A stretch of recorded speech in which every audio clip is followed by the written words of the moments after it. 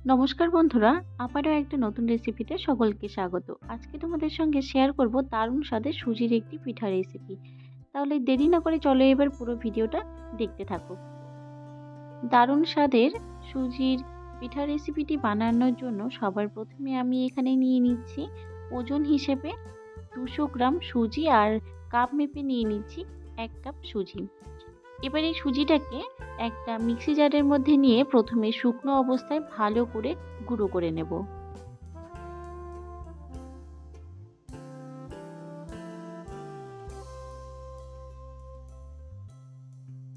সুজিটাকে আমি মোটামুটি 2 মিনিটের মতো ঘুরিয়ে নিয়েছি। এবারে যে কাপ মেপে সুজি নিয়েছিলাম সেই কাপ মেপে নিয়ে নিচ্ছি 1 কাপ জল। জলটাকে দিয়ে আবারও এটাকে 2 থেকে 3 মিনিটের জন্য ব্লেন্ড করে নেব। সুজি ও জলটাকে ভালো করে ব্লেন্ড করে নিয়েছি। দেখুন একদম মিশ্রণটা কিন্তু একদম ঘন থকথকে হয়েছে। তবে এটাকে আরও আমি 10 থেকে 15 মিনিটের জন্য রেস্টে রেখে দিচ্ছি, তাহলে এর যে পাতলা ভাব হয়েছে এটা কিন্তু আরও কিছুটা ঘন হয়ে যাবে। এটাকে ঢাকা দিয়ে এক সাইডে রেখে দিচ্ছি, ততক্ষণে আমি দুধটাকে ভালো করে জাল করে নিচ্ছি। আমি এখানে হাফ লিটার পরিমাণ প্যাকেটের লিকুইড দুধ ব্যবহার করেছি, আপনারা কিন্তু কাউ মিল্কও ব্যবহার করতে পারেন। এবারে গ্যাসের আঁচটাকে হাইতে করে দিয়ে অনবরত 3 থেকে 4 মিনিট এটাকে হাই হিটে ভালো করে জাল করে নেব।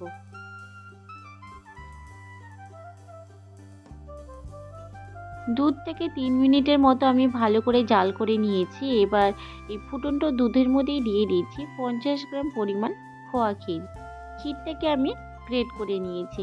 ক্ষীরটা সম্পূর্ণ অপশনাল, যদি ভালো লাগে দেবেন, আর হাতের কাছে যদি থাকে অবশ্যই দেবেন, তাহলে খেতে কিন্তু খুবই ভালো লাগে। না হলে আপনারা এখানে গুঁড়ো দুধেরও ব্যবহার করতে পারেন, তাছাড়া এর মধ্যে নারকেল কোড়াও কিন্তু ব্যবহার করতে পারেন।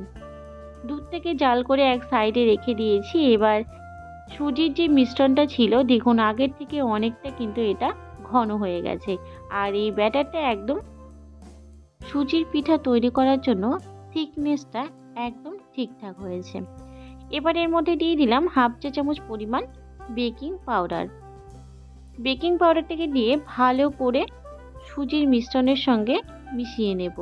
একটু সময় ধরে মিশিয়ে নিতে হবে, তাহলে পিঠেগুলো কিন্তু একদম ফুলকো ফুলকো হবে। মিশ্রণটাকে মোটামুটি আমি 2 মিনিটের মতো ফেটিয়ে নিয়েছি, আর এটা পিঠা তৈরির জন্য একদম রেডি হয়ে গেছে। পিঠাগুলোকে তৈরি করে নেব, তার জন্য গ্যাসে একটি কড়াই বসিয়ে তাতে পরিমাণ মতো জল আমি ফুটতে বসিয়ে দিয়েছি, আর জলটা কিন্তু ফুটে গেছে। গ্যাসের আঁচটাকে হাইতে রেখেই জলটাকে ফুটিয়ে নিয়েছি, আর উপর থেকে দিয়েছি একটা ছিদ্রযুক্ত পাত্র। পাত্রটির মধ্যে সামান্য পরিমাণ সাদা তেল ব্রাশ করে দিচ্ছি, আপনারা চাইলে কিন্তু ঘি বা বাটারও ব্রাশ করে দিতে পারেন। এবার এক হাতা করে ব্যাটার আমি এই ছিদ্রযুক্ত পাত্রের মধ্যে ছোট ছোট আকারে দিয়ে দিচ্ছি। আপনারা চাইলে এর থেকে বড় বা এর থেকে ছোট করে কিন্তু পিঠেগুলো তৈরি করে নিতে পারেন। এখানে আমি 4টে করে পিঠে দিয়েছি, যেহেতু পাত্রটা ছোট, 4টে পিঠের জন্য একদম ঠিকঠাক। এর থেকে বড় পাত্রে যদি আপনাদের হয়ে থাকে তাহলে আপনারা এর থেকে বেশি পরিমাণেও পিঠে একবারে তৈরি করে নিতে পারেন। 2 মিনিট হাই হিটে ভালো করে ভাপিয়ে নিয়েছি। দেখুন পিঠের কালারটা কিন্তু একদম চেঞ্জ হয়ে গেছে, আর পিঠেগুলো রেডি হয়ে গেছে। এবার একটা একটা করে পিঠে আমি তুলে একটা পাত্রের মধ্যে রেখে দিচ্ছি। যেহেতু এখানে তেল ব্রাশ করে দিয়েছিলাম, সেই জন্য কিন্তু একটু লেগে যাওয়ার সম্ভাবনা নেই। একইভাবে প্রত্যেকটা পিঠে আমি তৈরি করে নেব।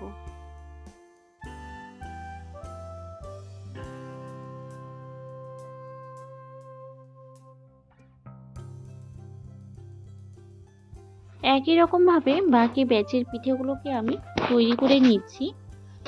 দেখুন খুব সহজেই কিন্তু পিঠেগুলো তৈরি হয়ে যায়, আর তৈরি করতে খুব বেশি সময় লাগে না, 2 থেকে 3 মিনিটের মতো প্রয়োজন পড়বে। প্রত্যেকটা পিঠে তৈরি করে নেওয়া হয়ে গেছে, আর দেখুন পিঠেগুলো কতটা নরম ও সফট হয়েছে। এবার এই পিঠেগুলোকে এক সাইডে রেখে দিচ্ছি, আর আগে থেকে যে দুধটাকে জাল করে নিয়েছিলাম তার মধ্যে দিয়ে দিলাম স্বাদ মতো বাতাসা। আমি এখানে বাতাসার ব্যবহার করেছি মিষ্টির জন্য, আপনারা চাইলে চিনি বা গুড়েরও ব্যবহার করতে পারেন। বাতাসাগুলোকে গলে যাওয়া পর্যন্ত এটাকে আবারও 1 থেকে 2 মিনিটের জন্য ফুটিয়ে নেব। 1 থেকে 2 মিনিট আমি হাই হিটে দুধটাকে ভালো করে ফুটিয়ে নিয়েছি আর বাতাসাটা কিন্তু সম্পূর্ণ গলে গেছে। এবার এক এক করে পিঠেগুলো আমি দুধের মধ্যে দিয়ে দেব।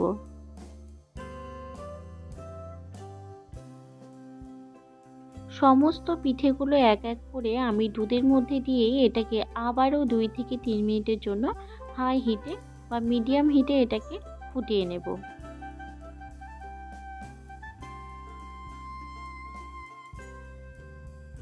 পিঠেগুলোকে আমি 3 মিনিটের মতো ফুটিয়ে নিচ্ছি। এবার আমি এর মধ্যে দিয়ে দিচ্ছি স্বাদ মতো বা পরিমাণ মতো খেজুর গুড়। যেহেতু শীতকাল, বাজারে এখন নতুন নতুন খেজুর গুড় উঠেছে আর খেতেও কিন্তু খুবই ভালো লাগে। এরকম সেদ্ধ দুধ পিঠার মধ্যে সামান্য পরিমাণ খেজুর গুড়ের ফ্লেভারটা কিন্তু খুবই ভালো লাগে। খেজুর গুড়টাকে দিয়ে এটাকে 1 থেকে 2 মিনিটের জন্য আবারও ভালো করে জাল করে গুড়টাকে দুধের সঙ্গে মিশিয়ে নেব।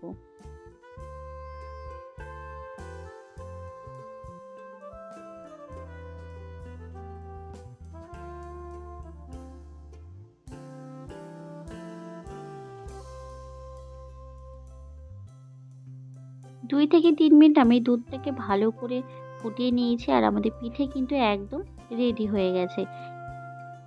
এবার আমি পিঠেগুলোকে একটা পাত্রের মধ্যে সার্ভ করে দেখিয়ে দিচ্ছি পিঠেগুলো কতটা নরম তুলতুলে হয়েছে আর দেখতে কতটা লোভনীয় হয়েছে।